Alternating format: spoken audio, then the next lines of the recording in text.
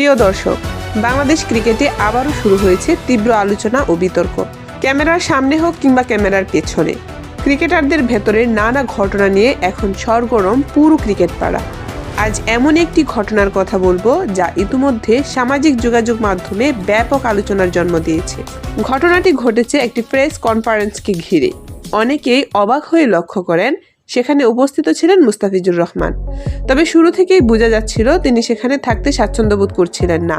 ভিডিওতে দেখা যায় সাংবাদিকদের পেছনের সারিতে ছিলেন মুস্তাফিজ ও মুমিনুল। এই সময় মেহেদী হাসান মিরাজ ও মাহমুদুল্লাহ মিঠুন তাদের সামনে নিয়ে আসার চেষ্টা করেন, কিন্তু মুস্তাফিজ সামনে যেতে অনিচ্ছুক ছিলেন। এক পর্যায়ে যখন মুস্তাফিজ পেছনের দিকে সরে যেতে চাইছিলেন, তখন মিরাজ তাকে থামানোর চেষ্টা করেন, কিন্তু মুস্তাফিজ মিরাজের কথায় কান না দিয়ে সেখান থেকে সরে যান। পরিস্থিতি তখন কিছুটা অস্বস্তিকর হয়ে ওঠে। এই ঘটনায় মিরাজকে কিছুটা বিরক্ত দেখায়। মুস্তাফিজ কাউকেই তাকে ধরে রাখতে দেননি এবং পেছনের দিকে চলে যান। পরে দেখা যায় টেবিলের সামনে বসে থাকা মিরাজ যেন পুরো বিষয়টি পর্যবেক্ষণ করছেন। এই ঘটনার সঙ্গে আরও কয়েকজন ক্রিকেটারের নাম উঠে আসছে: মেহেদী হাসান মিরাজ, শামসুর রহমান ও মাহমুদুল্লাহ মিঠুন। অনেকের ধারণা এই আলোচনার কেন্দ্রবিন্দুতেই তারা রয়েছেন।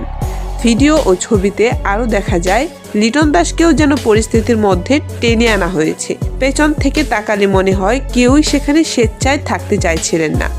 অনেকে বলছেন ক্রিকেটারদের উপর চাপ সৃষ্টি করা হচ্ছিল, যা বিসিবিকে ঘিরে পরিস্থিতিকে আরও জটিল করে তুলতে পারে। এই টানাপোড়েনের প্রভাব পড়তে পারে বিপিএল এর উপর।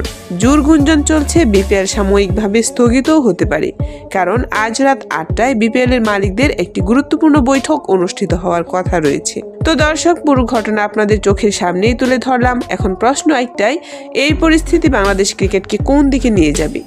আপনাদের মতামত কি? অবশ্যই কমেন্টে জানান।